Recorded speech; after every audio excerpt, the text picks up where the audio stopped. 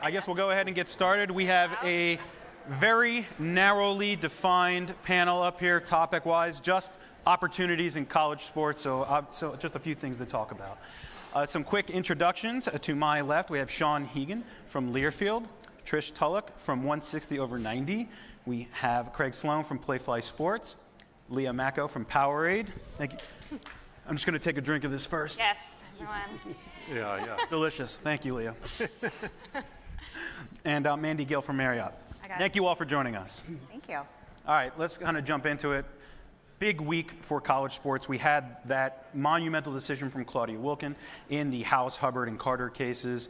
You know, what it means to schools and likely brands is that there's a massive overhaul coming in the college space. So I want to throw this up for everybody. Like, are we now going to start to see the formalized professionalization of college sports? You get to go first.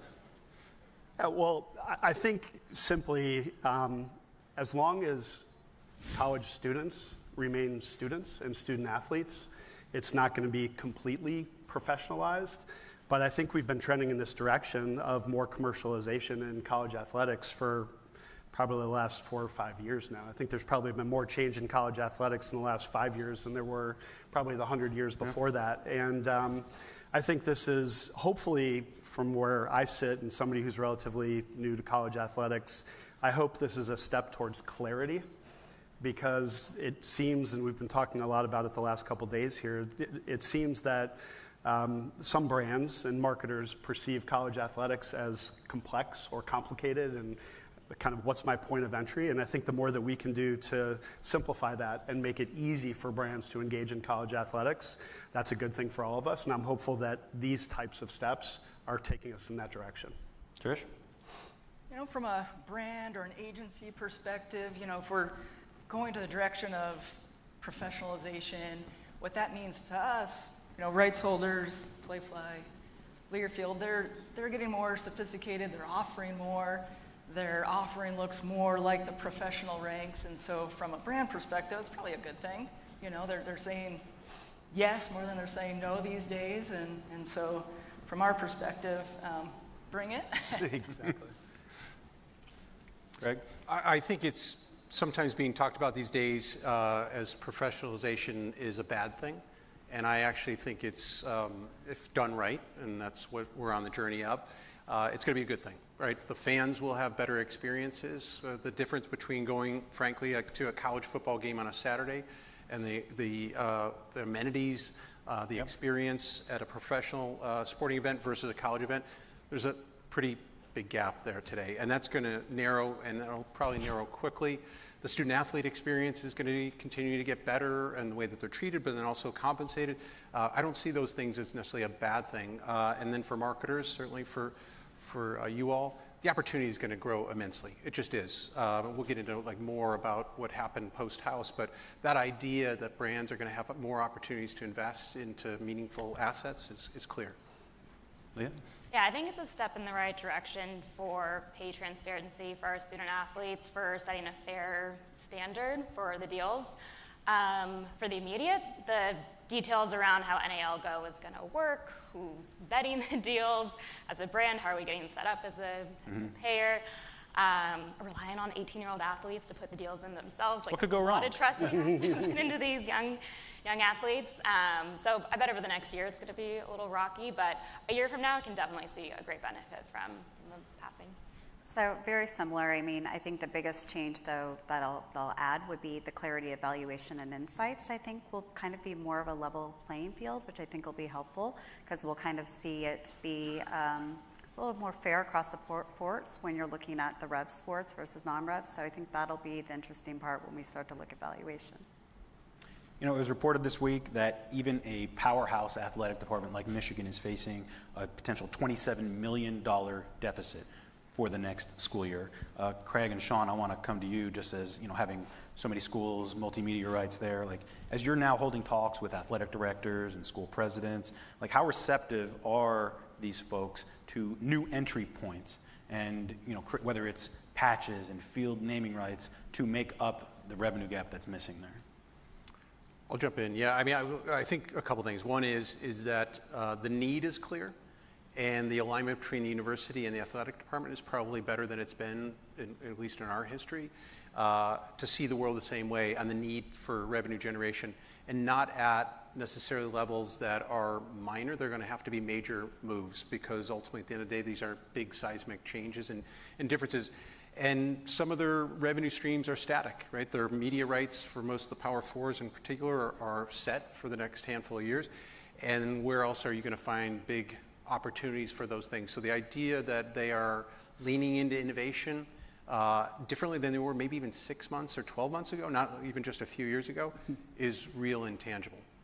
John? I agree with Craig, and I think it's interesting because this is all playing out so publicly that it gives athletic directors a little bit of air cover, where maybe traditionally even the ADs themselves, who might have liked to have the revenue coming into the athletic departments, kind of stood their ground and said, we're going to hold with tradition, we're going to hold with, you know, kind of our standard of operating our athletics department and kind of keep brands to the side. But I think that everything, how it's playing out, is giving athletic directors that kind of cover with their universities, with their board of regents, whatever it happens to be, to have conversations about how they are going to fund these deficits, how they are going to fund the new responsibility that they have to paying student athletes or you know, providing funding for student athletes. But I think, you know, you mentioned Michigan as an interesting example, as a you know, one of the great you know, traditional historic athletic programs. I think even for a University of Michigan, there are ways to tastefully incorporate brands into that setting, into those arenas, into those stadiums, that ease their fans into it, that ease the athletic department into it, and over time they get more comfortable with it, and it just becomes, you know, kind of like it is in the rest of the world of professional sports and a lot of other colleges, more commonplace. I think it'd be you know, interesting to see the alumni reaction if we're going to go for, I don't know, Powerade or Marriott Field at Michigan Stadium. I mean, there might be some. I'm not saying we're jumping in 2 feet first. I'm just saying, you know, perhaps over time, because of the demands, the revenue demands, because of the needs, that I don't think there's any way they can't be at least a little bit more open-minded to it. You know, we've seen a trend of athletic directors coming maybe more from, you know, the business side of not just sports, but just from areas outside of college. Is that trend going to accelerate more, you think? And like, what qualities does an AD need to have these days coming into a Power 4 job, maybe? I think it could. I don't know if it necessarily has to, if they're into the mindset that they can find partners that can help them get to the end destination, right? There's still a whole side of the house that is about the student-athlete experience and compliance and all the things that still need to be managed very much in the same way. Managing the coaches, our jobs, Sean's, mine, both, are to take those pressures and weights off of them and create new opportunities for growth. And so the good news for especially the marketers in the audience, we query this all the time. Fans are not getting turned off by tasteful things that are being added to the game. So I heard Russell, as we were walking in, talking about the in-ice logos in hockey. We're very much in the hockey space at Playfly as well. No one stopped watching or attending because there were in-ice logos, right? And that created a tremendous opportunity with TV visible signage that's, you know, changed the game revenue-wise for teams. I think we still want those athletic directors. I mean, it's great they're coming from different sides of the business, but like their job is to also take care of those student athletes. Yeah. And from like, I'm the mom of student athletes, so there's a little bit of bias there, but it's like when it starts to just mean the business, as a brand, we really make sure that like the integrity of the program is number one, that we're putting our name behind. Trish, what's some advice that you're giving to your clients as far as current and potential future access points that might work at the college level? You know, for when we work with brand clients, it starts with what are their objectives?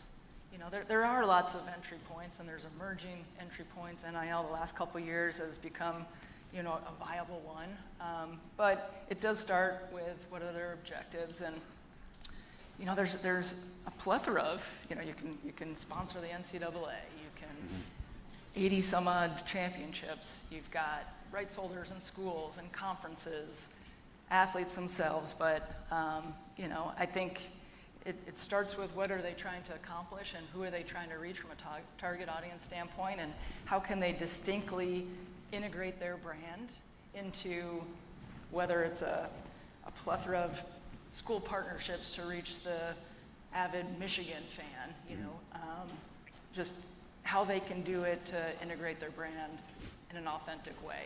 You might not be able to do it the same way as Powerade, you might not be able to do it the same way as an Allstate, but do it the way that authentically pulls through your brand. Leah, Powerade has signed on as the official hydration partner, I love that by the way, of over 20 schools. Have you found that access point to be successful for you? Absolutely. Partnering with college universities, and especially working with NIL talent in particular, has been a really key part of Powerade's strategy over the last few years. And we've turned the brand around and put it back onto a path to growth. And there's so much more opportunity. We've been focusing on basketball, both on the men's and women's side, and in college football. So excited to continue to expand our partnerships across more sports. And I guess this is for Trish, Leah, Mandy, just from a brand perspective, do you see value in patches at the college level? I think, yes, we love logos, but we are very passionate at not being a logo slapping strategy. It has to be a full 360 integrated marketing strategy, and a logo should be like one portion of that. And so, as Trish mentioned, really trying to find out what are the objectives that partner brings to us. Are they hitting we heard about Aflac mentioned this yesterday. It's not just about brand health and metrics and awareness, also the conversion for us as well. But a logo helps that, in stadium logos help that, patches could help that, but it should just be one piece. I think at Marriott, we really focus on, we want to be not just seen, but also remembered and felt. And so we need that feeling and that connection. With over 30 brands, it's hard to get our story across with the logo. If I quizzed you all on our properties, you might all fail. So is my husband. So we want to really make sure you start to understand that Ritz-Carlton is a Marriott property. So is the Moxie. And so getting those touch points and bringing our properties alive in each of these activations is really what's important. I couldn't agree more about the logo slap. One of the benefits of working with NIL talent is it becomes a symbiotic relationship. We're helping grow their brands, and they're helping us grow our brands. Trish? I think jersey patches are maybe coming. They're not yet approved from the NCAA perspective, but coming. I think there's probably some brands that would look at that in terms of an entry point into college, in terms of building awareness. So if it's a brand that doesn't have awareness, if it's a brand that's trying to integrate into college, it's probably something a brand would look at. I think, it probably does need to be a little bit more than just a logo slap, and there's meaning behind it. So if there's a charitable tie or a donation tie of some sort, something that can create some impact. I want to get a little. Austin, you didn't ask us, but we're for it. I do care what you think. And if you're not a complex I had checked that brand, off under yes earlier. if you're not a complex brand and you see that logo all day long, right? Yeah. If it's Coke, if it's the bigger, but it's very easy to understand what that means. So I also think it depends on the brand. I assume I can put Learfield down in the yes department. 100%. And I would just say, if we didn't know it before we got here, I think for Craig and myself, listening the last couple days about leading with brands and really understanding what's important to brands and what story are they trying to tell. If we lead with a jersey patch, we're going to have less success than we are if we're having a conversation about meeting the strategic objectives of our brand partners and prospects. And so I think it's incumbent upon us to be out there to listen first and not just take them what we feel like we need to sell. I want to get a little bit deeper into name, image, and likeness. Leah, I want to start with you. Powerade, beyond being an NCAA level sponsor, you've leaned very heavily into this. You have, 40 NIL related packs just around that March Madness time. I think we have a slide to show some of what you were activating with during March Madness. I do. I have a couple of examples. So our March Madness campaign this year is a really great example of how we take a tiered approach to activating NIL. So we work with the big superstars who have their national reach. So this year that was Flau'jae Johnson, who is a starting guard at LSU. She was part of the championship winning team a couple years ago. And she's also a rapper signed with Roc Nation. And so her team loved this activation because we looked at her as the whole person, not just as her as a basketball athlete, but really leveraged her talents as a very talented rapper. So we commissioned a bespoke hip-hop track called What It Takes, ladders up to our brand positioning, It Takes More, and then worked with a rap multimedia company called Lyrical Lemonade to produce this really awesome music video. Full-length music video, we cut it down to a 30-second spot, and then we ran it as part of our national campaign. So, I think we have that spot. yeah. Here we go. I know it take more, so I don't care about what others do. No one causing trouble when I'm drafted to the W. I've been working hard, they act like they don't see 10-hour day. No, I got the juice with NIL, I'm sipping Powerade. It take more, it take four when you soar to your core. I got ore on the court, from the port, past the torch. Yeah, they know I'm the sickest, now they gotta turn their doses up. I know how I feel to wear that ring and throw that trophy up. It take more, it take four, it take more. Well, Leo, you have 40-plus athletes. Are you taking a tiered approach? Because Flaugier is obviously huge. But what kind of approach is it? That is the crown jewel in our campaign, and kind of the best-in-class example of how we activate a top tier athlete.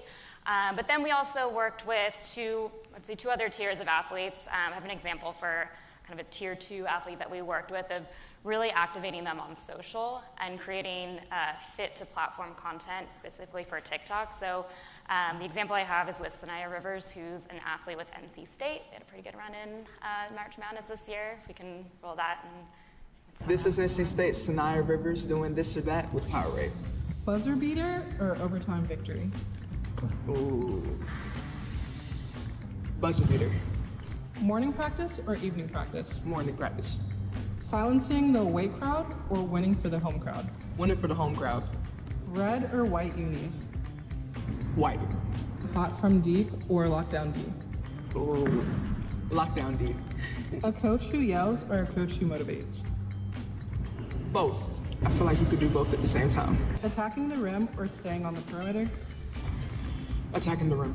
Breaking a defender's ankles or locking down the other team's guard? Locking down the other team's guard. New career high in points or first career triple-double? New career in points. Powerade or Powerade Zero? Powerade. So keep in mind, those are all part of the same campaign. So Flaugier, very polished, high production value.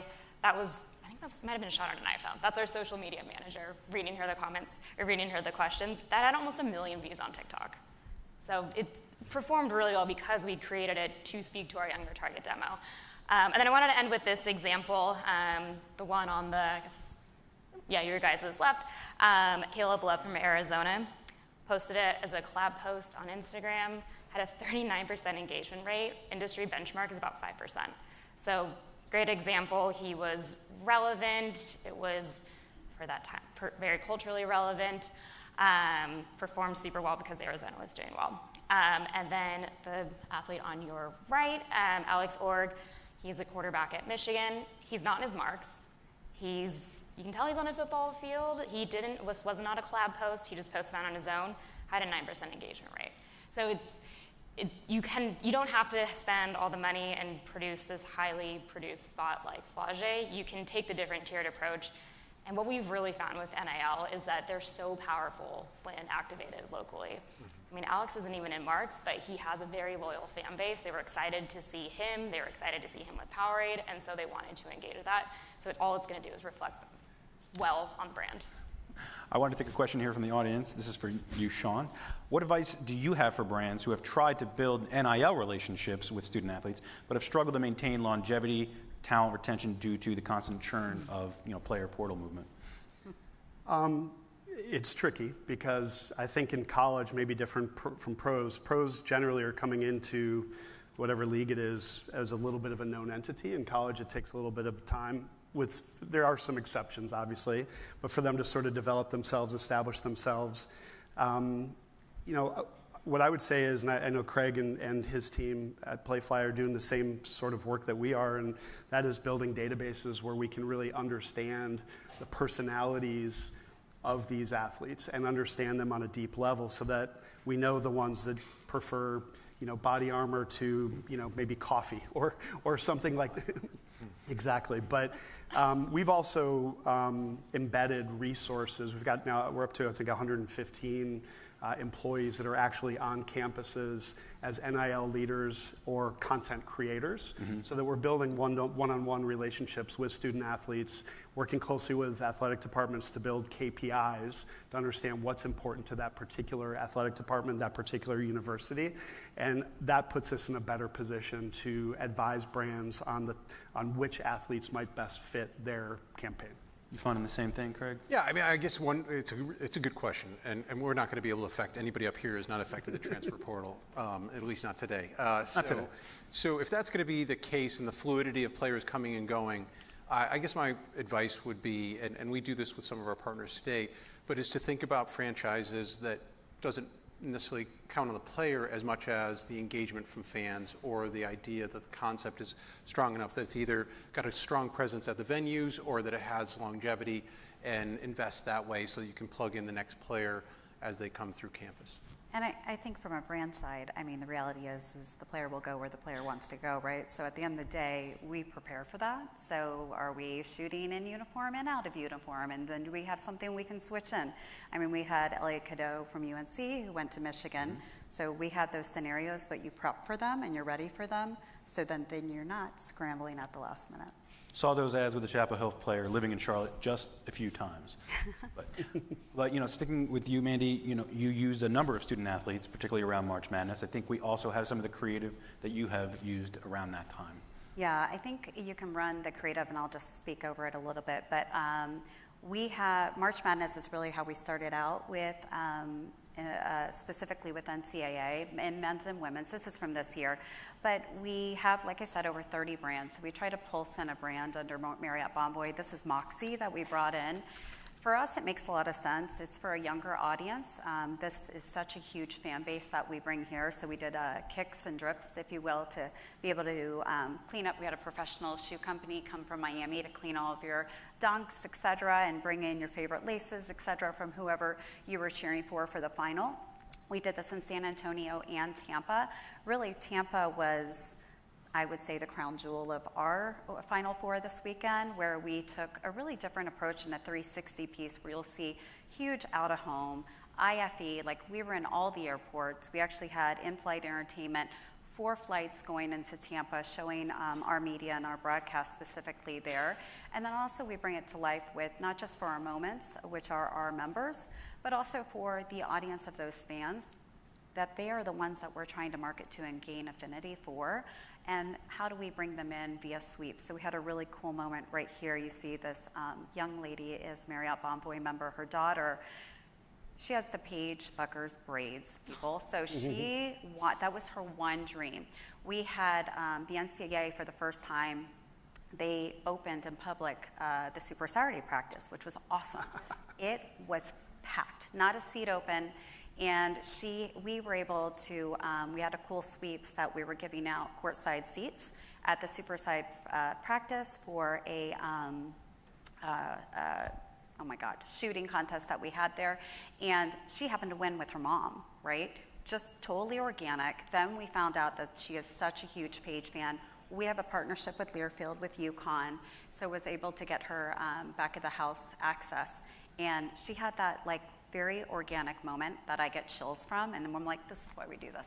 And so everyone, even at the company, the mom, like they're like, you don't understand how amazing this moment was for her, for us. And that's where I say, like, we don't want to just be seen. We want to be remembered for those moments, and we made that moment happen, so we continue to try to do that. And we do big things like this. So this is really cool. I think location is a big thing for us. We have 6,500 hotels in US and Canada that I'm responsible for, and I need to get heads and beds in those as well. And so one of those mix of that media that we're really trying to look at is like, what are those great destinations that are walkable, that we have a large footprint? We have a ton of hotels in Tampa. So Tampa for us was a heck of a lot easier to activate than Cleveland was, to be very honest, at the end of March. Tampa's very beautiful. People are walking around, they're walking in our hotels, we're pulling it through in our hotels. So we took this incredible out-of-home space to win courtside seats, and this is right outside the arena. So if you've been to Tampa, you're literally overlooking at this. You couldn't have missed it. That really helped us to be able to be more present in the market. Trish, 160/90 is helps out big brands in the college space. You mentioned Allstate, very ubiquitous with college sports. So how are you helping all of your brand partners kind of adapt to this new NIL landscape? We've been helping them since the rule passed in 2021, and it seems like each year we're getting more confident. And it used to be scary. It used to be, oh shoot, from a compliance standpoint, are we doing this the right way? But like an Allstate, as for example, you heard Elizabeth Brady from the stage yesterday say they activate sponsorships with purpose. So back in 2021, they looked at their Allstate AFCA Good Works team, which recognizes 22 college football student athletes that excel from a community service standpoint, and awarded each of those 22 student athletes with an NIL deal.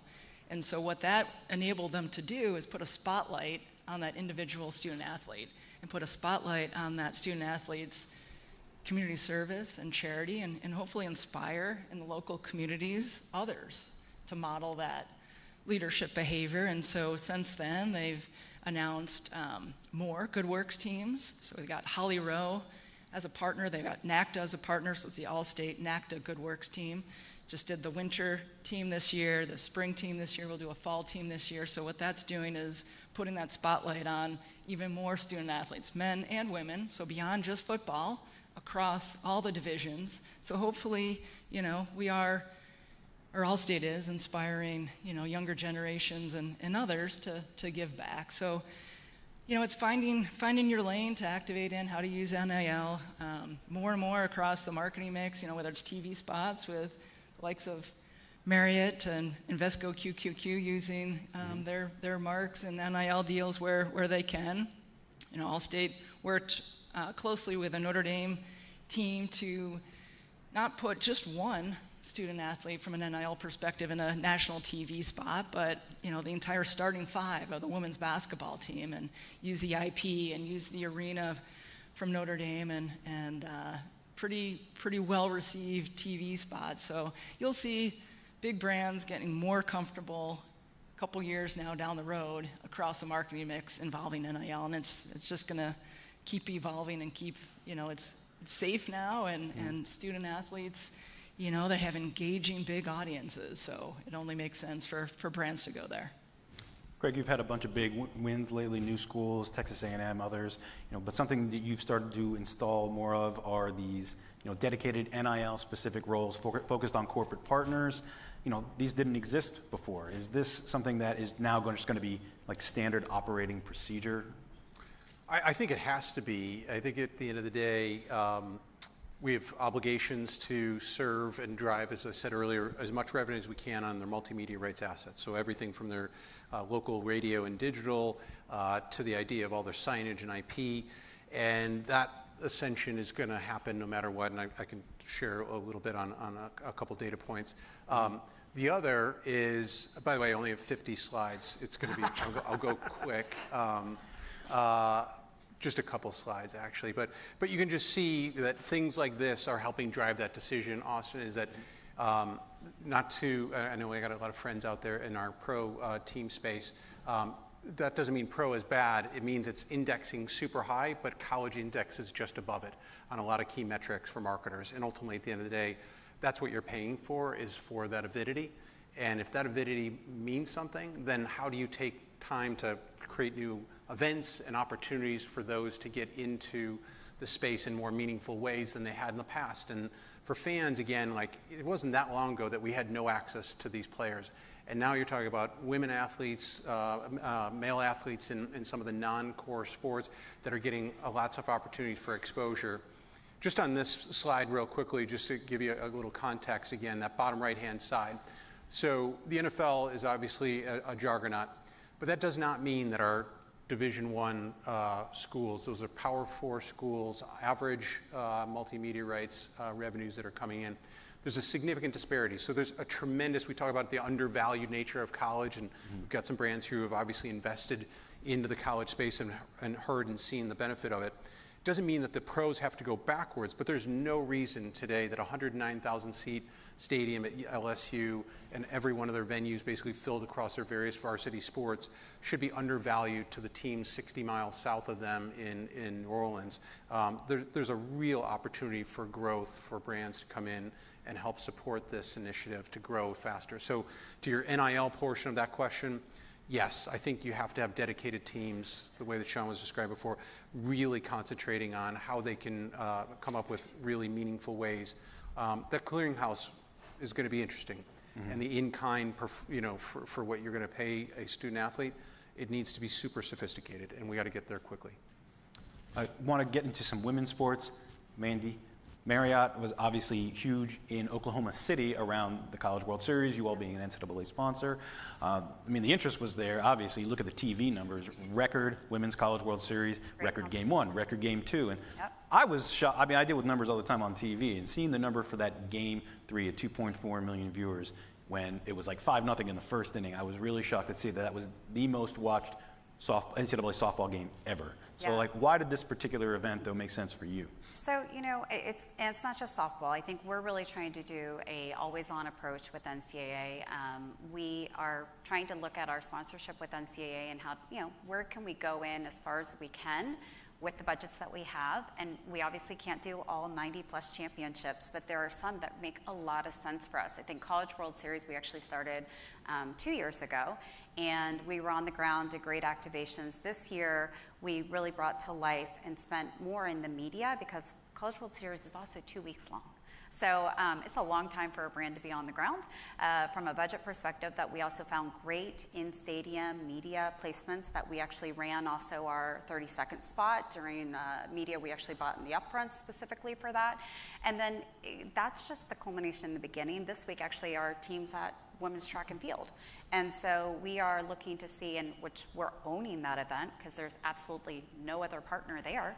And we're finding these opportunities where make really sense for our brand. We actually are pulsing through the Weston brand there. We have a big run concierge with the Weston brand. We have partnership with Hyper Ice where we're actually doing a shakeout run before the competition. And so we're looking to say, how can we make sure that we are growing more in women's sports, but not just basketball, but these other non-revenue sports opportunities as well. And I think some of the other brands have mentioned this, where we can also cut through. I don't have the same budget as a Cap One. So where can I make sure that we can bring meaningful value that really, again, represents our brand, but also supports this? And I think the reason why, back to your question of why College World Series, why track and field, why volleyball, we know in our industry that 82% of travel decisions are actually made by women. And they are expecting by 2028, I see lots of nods. Checks.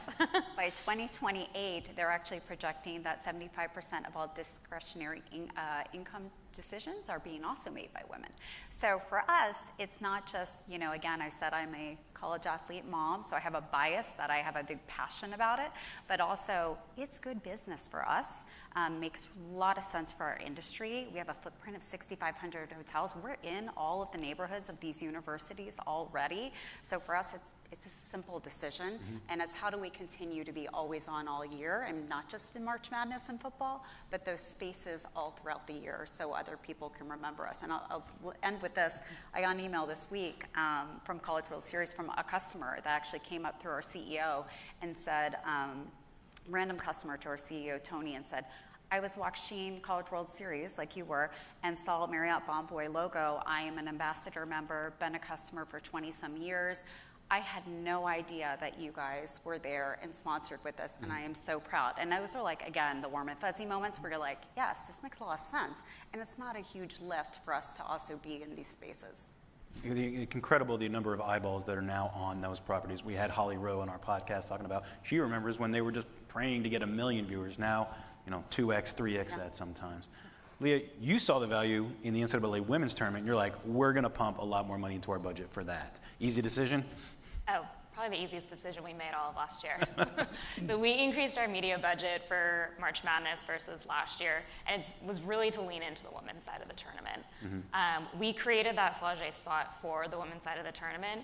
We had initially planned to run it with some waiting on the men's side. And the first airing was right after the St. John's loss. I live in New York, so it was a tough loss.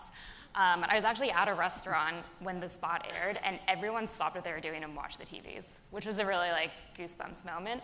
And we were immediately trending on Twitter with overwhelmingly positive feedback. So we pretty much immediately called up our media agency and then reweighted that Flage spot to run more heavily on the men's side, which just goes to show it's not linear, it's not separate anymore. I mean, the t-shirts and stickers, everybody watches women's sports, is so true and is so prevalent across college sports. And we know from our media agency that March Madness, the women's side of the March Madness tournament for next year, inventory is already more sold out this year than it was at any point last year. So it's a trend that's only going to continue to grow. I want to take a question here from the audience. We've used the word tasteful several times up here. What have been great examples to you all about where brands have tastefully integrated into college venues in particular that enhances the event experience? Jump ball.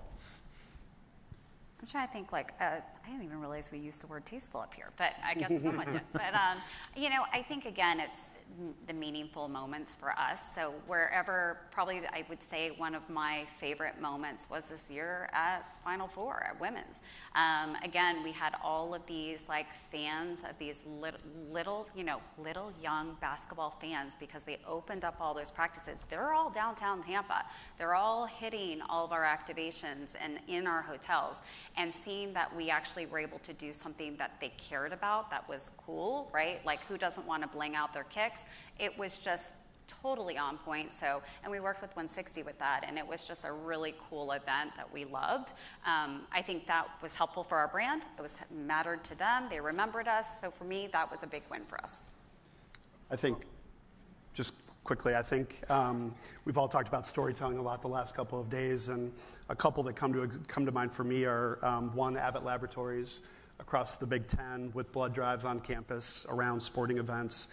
I think is a very tasteful integration of a brand. And then we did a lot of work this past year with Kingsford, and they did a tailgate tour across 15 or 18 schools, that again is on point, on strategy, and I think a tasteful integration for those brands. Yeah, I think those are good examples. For me, we have a couple, and I think it's executed on a lot of campuses, but the idea of bringing people who are tailgating on Saturdays on non-tentpole events, but just tailgating, and getting them closer to the venue and giving them a reason to do so. So enhancing that pregame experience and making sure that you're programming it with enhancements that brands can participate in, whether it's concerts before and up against the stadiums, things along those lines. We had fun with one with Derek Queen, not Dairy Queen, but Derek Queen, and as he hit the game-winning shot in the NCAA tournament, and within 36 hours we had him shooting a commercial and participating with our friends at Dairy Queen. So that felt good, it felt right, and it hit big. So. I want to get one final question out there for everybody. Usually I'll ask this like, oh, what are you watching over the next year? I don't think we have that kind of time with how fast this is all moving. So we're at the end of this school year. As we head into the 25-26 school year, what is the biggest thing in the business of college sports that you're really paying attention to? Andy. I'm a data geek and through, so I think like how we're using AI and doing really dynamic social, productive ads that are really programmatic to the consumer in more real time. Like, I'm curious to see how that really is being pulled through a little bit more with the insights as well from the college side. Leah? Well, the LA Olympics are fast approaching, and I think in Paris it was something like 75% of Team USA competed at a collegiate level. So the next Sha'Carri Richardson could be starting her college career this fall. So I'm excited to watch the pipeline of athletes for our LA Olympic summer sports. Great. I'll go two. I think one, I don't think this is a big statement, but the athletic director might be the worst job in sports right now, or maybe the hardest. Tough gig. Let's put it that way. And watching what they can do to help influence and make the transfer portal more manageable. So I don't know what that change is, but make that something that feels better than it does today, to the fans, to the universities, to the student athletes. Second one, I think business-wise, You've talked a lot about the house settlement. We haven't really got into some of the particulars, but if you sort of think about this idea of this clearinghouse, there are going to be some legal battles over the course of the next year. And so just watching that all play out until we sort of settle into what we all believe is a more normalized process is going to be interesting. You watching, Trish? Along similar lines, you know, how are we going to implement this house settlement? What'll be the implications for the transfer portal? Will there be contracts that athletes sign that bound them to the university for a longer term, that make the transfer portal a little bit less fluid like it was this past season? I'm looking at maybe the impact to some of the cuts, if we'll see it hit the women's sports, or you know, if it'll just be resource changes and allocations, but less cutting of sports. So from a Title IX perspective or from a female athlete perspective, I'm kind of watching that. I think we've already seen some Title IX lawsuits coming out today, so yeah, we're on the right track there. I'm with Trish and Craig. I think, you know, I look forward to some stability in this world of college athletics. I came from the world of men's professional golf, which may be the only other place with sort of greater uncertainty over the last few years than college athletics, and these changes need to take place, but in a world of uncertainty, that's not always attracting brands to a place and into college athletics. So I think that the more we can take confusion, complexity, I said it at the beginning, those types of things out of this, demystify it in a way that makes it just more accessible for brands to want to engage, because it is an incredibly valuable audience. It is an incredibly valuable platform, and we need to sort of break down any barriers that would stand in the way of a brand considering coming in. I'm pretty sure we could sit up here and talk for another week or so just about issues related to college sports. So I want to thank you all for taking the time to come this afternoon and chat about it. And I'm going to pass it to Abe Madcore.